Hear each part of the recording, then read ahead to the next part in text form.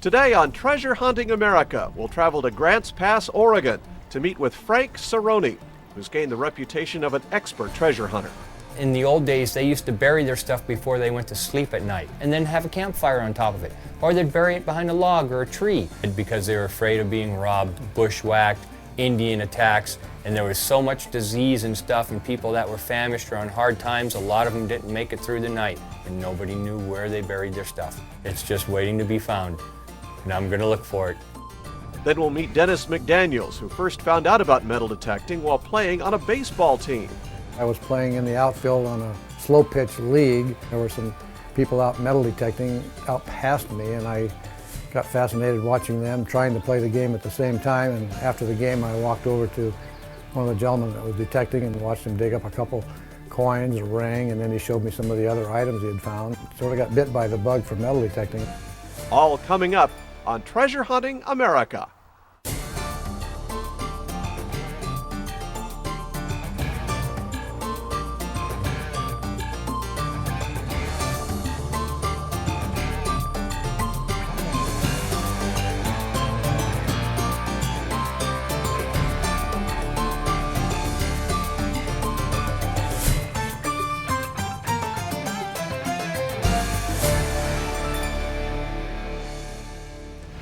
Hello and welcome to another episode of Treasure Hunting America. I'm your host, Mark Hendricks. For the next half hour, we'll share some amazing stories of everyday treasure hunters across the country. Our first treasure hunter is Frank Cerrone. Frank began his interest in gold prospecting during high school, but didn't really get started in metal detecting until his wife lost her wedding ring, only a few months into their marriage. She came home one day crying. She said, I lost my wedding ring. She had mowed part of the yard the night before with a self-propelled pushed mower. So I started thinking, I wonder if she lost it in the yard. So like a smart man I am, I went out there and got on my hands and knees for 45 minutes and crawled around where I could tell she mowed. And then I realized I had a metal detector in the closet for years that I never even really used. And then I metal detected the strip where she was, and I didn't find it. Then I thought, what if it was outside of the zone when she mowed it, being on her left hand? Maybe it fell right outside. I found it. We both went straight to the park and we were taking turns and we got into our first fight metal detecting. I'd start digging, getting a coin, then it would be her turn and she'd take the machine away from me. So within a week we had 2 machines and now we got 6 machines. That was 1996. Yeah, so I'm fairly new at it really. I've only been doing it less than 10 years. And I average close to 5,000 coins a year. As soon as you come to visit us, you're meted by a gold miner holding a nice 1-ounce nugget up there. Gives you inspiration that you know you're coming to a treasure hunter's house. Up above him is a bunch of gold mining stuff I found metal detecting on private property where there used to be heavy-duty mining operations. An old hand-forged pick, the old shovel and a pan, an old wooden handle frying pan and a dinner plate. The old saw blade used to cut the firewood for a bucket line dredge that shut down in 1943. And it was originally steam powered, so they had to cut the wood if they wanted to dig the gold. So some poor guy was cutting wood every single day just to find gold. And here's our Camptown Katie, our guard dog, and her mining cabin, of course, is an old miner's cabin. And it's complete. It's got a swinging door on it and the old wood stove pipe coming out so she stays warm when the weather's cold. We got her because one year I was metal detecting up in the mountains on my mining claim and I had my headphones on and you don't hear a heck of a lot, and I looked up and I had a cinnamon bear charging right at me. And thank God I read a lot of books on what to do if a bear charges you. And I hope you all know you don't run. You stand still, you make yourself look as big as you can, and as soon as I did that, the bear stopped about 6 feet from me. He got up on his back too and started roaring and growling at me. After about a 10-minute standoff, he walked away. When I came home, I told my wife, I gotta get a dog. So because of that, I got myself a mining dog now, and I've never had a problem with a bear since because she barks like crazy and they go the other way. When I was in high school, I knew I was gonna earn my living 100% outdoors. I was not gonna punch a time clock. I was not gonna wear a suit and tie. None of that was gonna affect my life, and it never has. I've earned my living outside ever since the day I got out of high school. I love looking for stuff. Here's an old token from Apollo 11 when they walked on the moon, 1969. And I found this here in a yard, and it's got the astronauts walking around. It looks like he's got a metal detector. And that's one reason I really like this one. I don't know what he's probing for up there, but I like him right off the bat. This is my Carmel Mission holy water bottle. And it's really cool, and it has a date on one side. It says 1776 on it. It says Carmel Mission. And I had an appraiser appraise that at $300. And I've had people try to buy it off of me. Nope, not going to sell it. I'm keeping this one because I know I will never be able to replace it. Here's an old Masonic penny, also made right here in the United States. And it's from the old Masonics. And I didn't know what this was. It has a log, it has an axe in it, it has a bird flying with an olive branch in its mouth. It's as American as apple pie.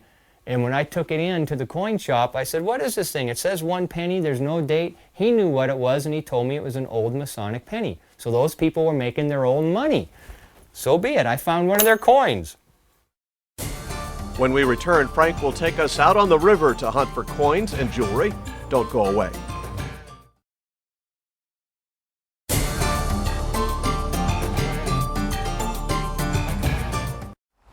Welcome back to Treasure Hunting America.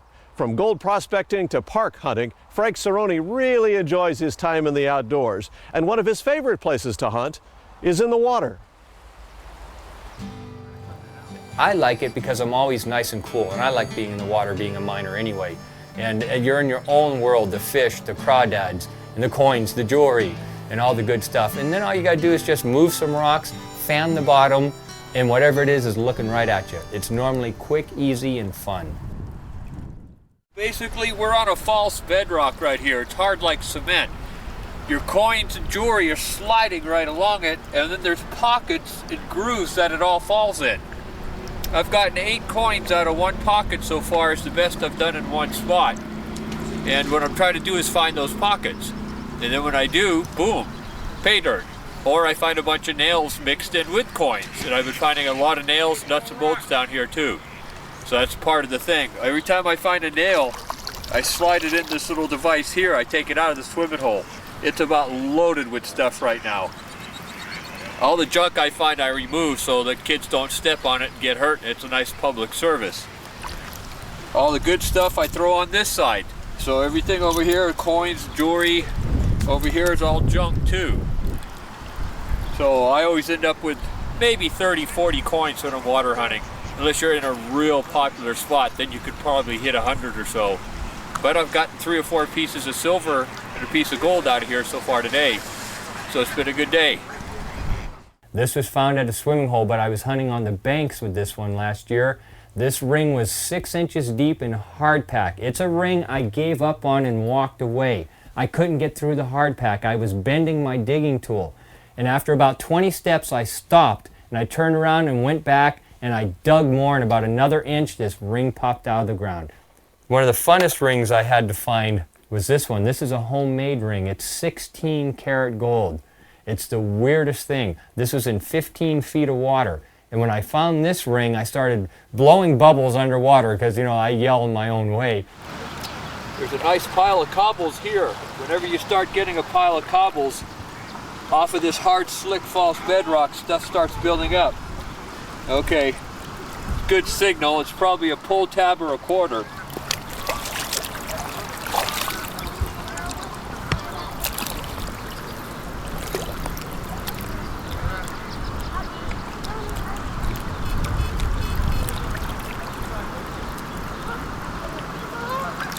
Well, it's better than a pull tab or a quarter.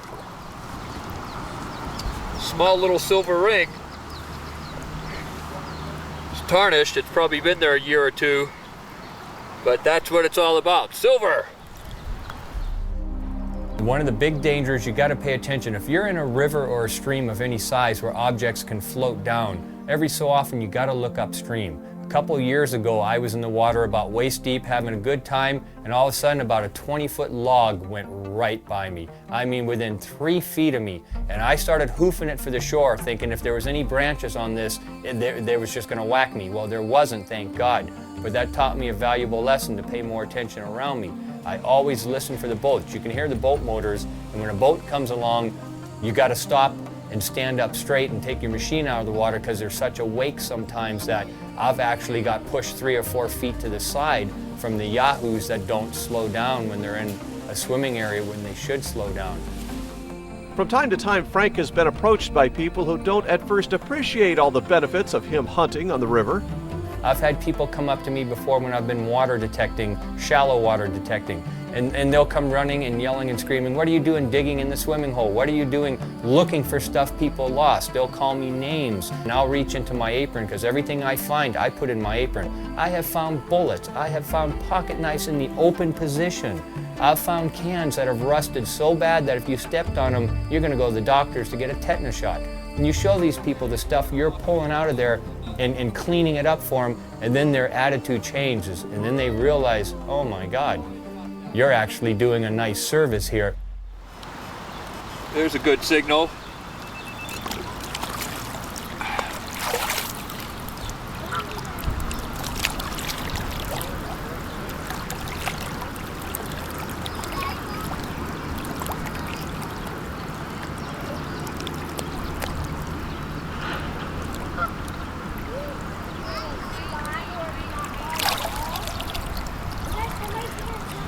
That's a quarter, 1946. That's not too bad. And there's still stuff down here.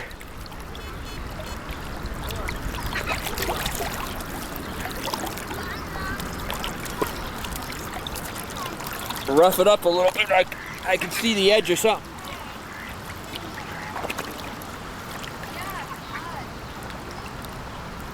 Now that's there, oh yeah. Same date, 1946. That will clean up nicely. It's kind of black and icky, but that's a walking $50 in the same hole as a quarter. I'll bet they're lost the exact same time. When we return, Frank will share about one of his most favorite sites to hunt, old homesteads and pioneer camps.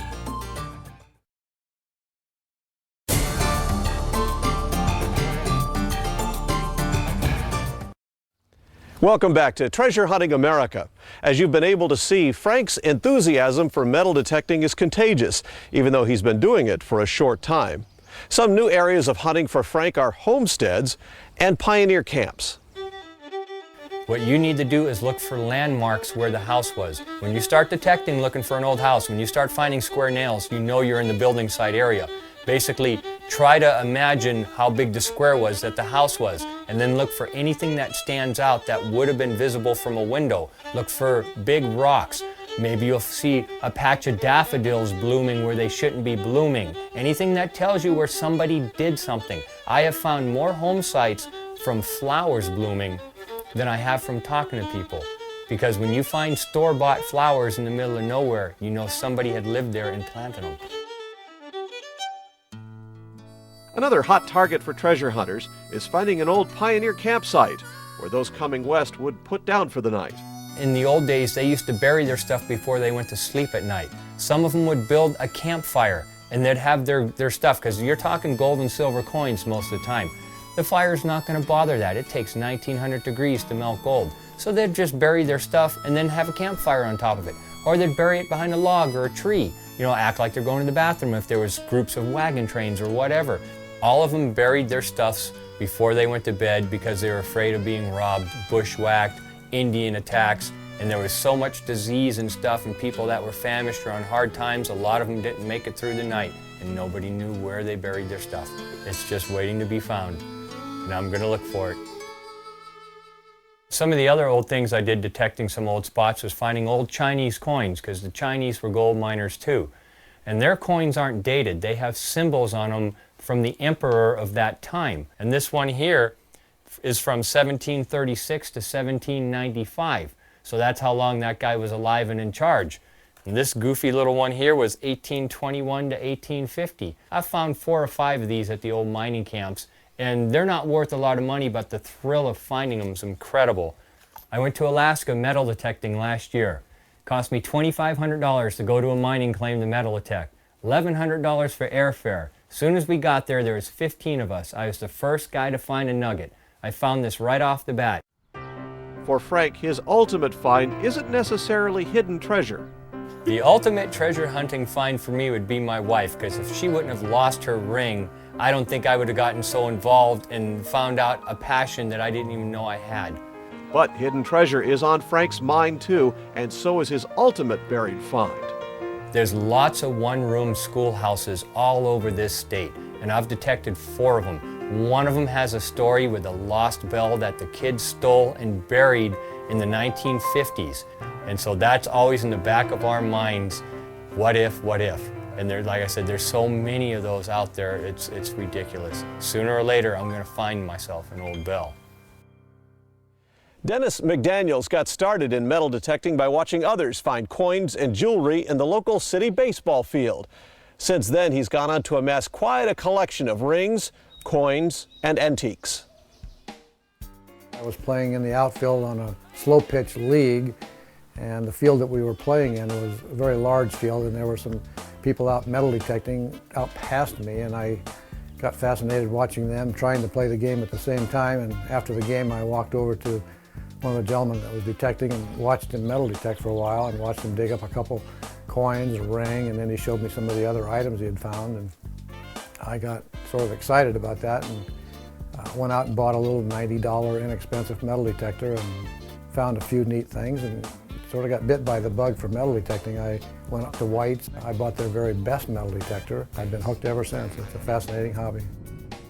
My wife and I average $300 to $400 a year in coins, and that's just hunting in local parks and schoolyards.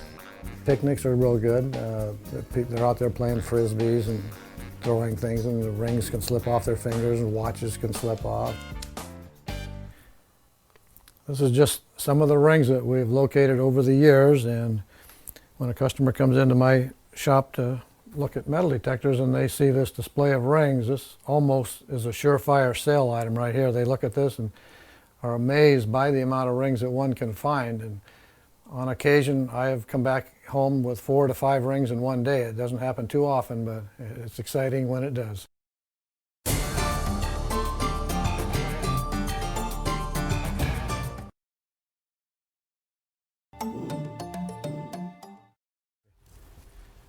Currently we're hunting at the Fern Ridge Lake in Eugene, Oregon, and at this time they're draining the lake to do a little work on it. This type of an area is real good to hunt in because the water level goes down, exposes the ground where people have been swimming for years, and the opportunity exists to find lots of coins and jewelry. Actually, it's amazing how many rings and earrings are lost by people swimming in the water. Their hands get cold and the rings come off. This park has been pretty productive over the years, especially in this little pond area here. A lot of people sit here with their children and play, and we're getting a reading here, indicates that it's a quarter. Okay, we've got it in the sand scoop here.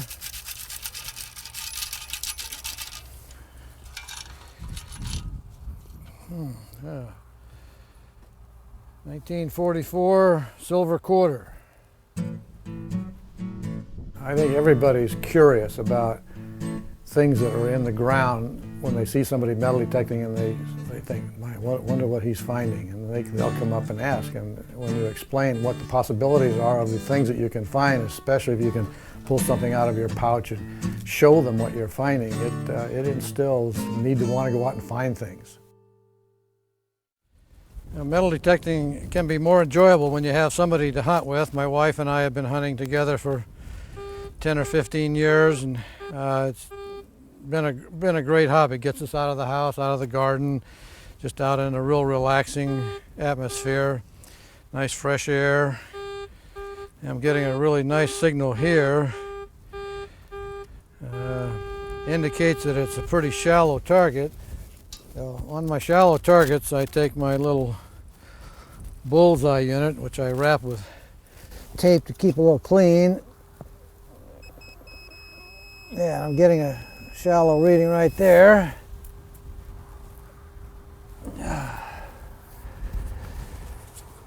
Yeah, it's a current dime, it looks like, but it's all rusted and corroded. Looks like a little oxidation on it. See, there's stuff out here. Just You just keep hunting and plugging away, you're going to find a lot of nice targets. Okay, these are some of the coins that I found over the years along with my wife. This page right here, Chinese and Japanese coins. Just different kinds of coins. There's Canadian, Mexican, Spanish, New Zealand, Australia. You have to learn the machine in order to get the most out of it. You have to learn the sounds that it makes when it goes over a certain type of object, like a pull tab or a nickel. They sort of have their own little signature. Everything is dependent on the size of the target also. You get a small target of one type of metal opposed to the same size of metal but bigger. It's all going to give you different signals. In my years of hunting, I've had pretty good success hunting in volleyball courts. People are diving. If they have shorts on with money in their pockets, it sort of falls out pretty easily. I'm getting a good reading right here. It says a penny about an inch and a half deep. So I'll just use the bullseye here to pinpoint. Again, this is indispensable for finding this kind of a shallow target. Yeah, I got the pinpointer right there. Yeah, it came up as a penny, just as indicated, which is nice. For Dennis, finding treasure is great, but being in the outdoors and getting the exercise is his greatest reward. The exercise aspect of it, I like it because you're getting down on your knees and getting up, getting down, getting up. It's good for your stomach muscles and your leg muscles. I'm in pretty good shape myself, but this is helping me stay that way. Thanks for joining us for this episode of Treasure Hunting America. Be with us next time as we explore more stories of everyday treasure hunters around the country. Until next time, I'm Mark Hendricks. Happy hunting! Treasure Hunting America is sponsored by White's Electronics, manufacturers of the world's finest metal detectors. For over 50 years, White's has been building metal detectors in the USA for treasure hunters around the world. For more information, visit their website or call the number on your screen.